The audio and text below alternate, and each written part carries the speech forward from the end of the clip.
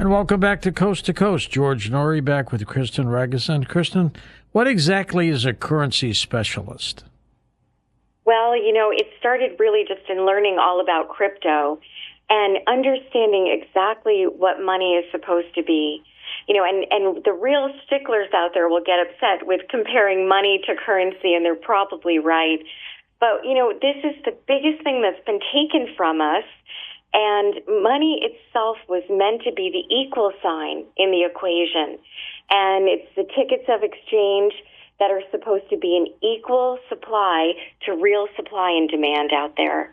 So we've been taught money has to be scarce to have value, but it's really not true.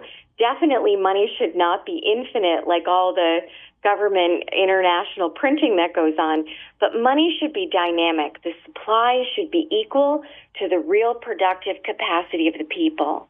And there have been times where this has been done correctly, and every time it was, society was thriving. So we're coming back to this knowledge. I have a children's book coming out this spring, and hopefully this information will get back into the schools.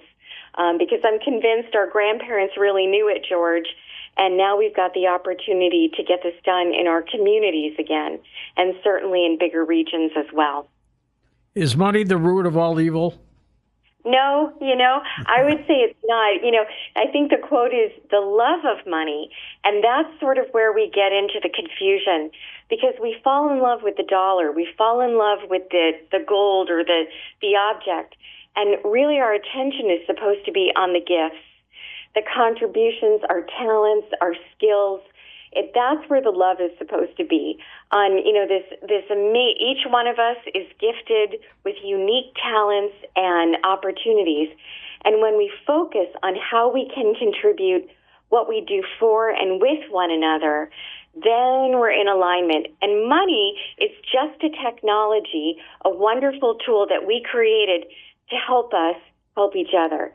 And then we come into balance. Let's go to the phones. First-time caller Mike in Tennessee is with us to get us started. Hey, Michael. Hey, how are you? Good, my friend. Thank you. Hey, there's something interesting, I think, that we can attribute to Bitcoin and this topic of scarcity that's unique to Bitcoin as a commodity as opposed to something like gold.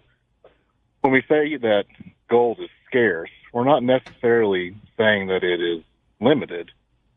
Bitcoin is limited. It's not just scarce. There is a max supply to Bitcoin that is deep programmed into it. It's fundamental to the protocol. And that makes it a very unique commodity, and why we proponents of Bitcoin view it as the best option for a hard money asset system. Kristen, Michael's correct, isn't he?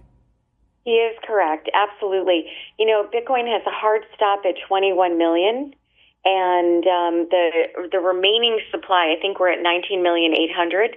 The remaining supply will more slowly and slowly come out into circulation. I think it ends at 2040. It's not a hard stop, it's a target. And of course, because we're not at mass adoption, you can't go into a bank easily and get Bitcoin and have your financial institution hold it. People die with it. Horrible tragedies like we're seeing in Los Angeles. Some people who have their real own custody wallets, that Bitcoin could be gone. So arguably the supply continues to get more limited or more scarce. Gold has a hard stop on the other side in the sense that it can become prohibitive to dig for more. But certainly you could find a mother lode, or you could say diamonds are artificially scarce. So he's making an absolutely important, legitimate point. Who is that guy?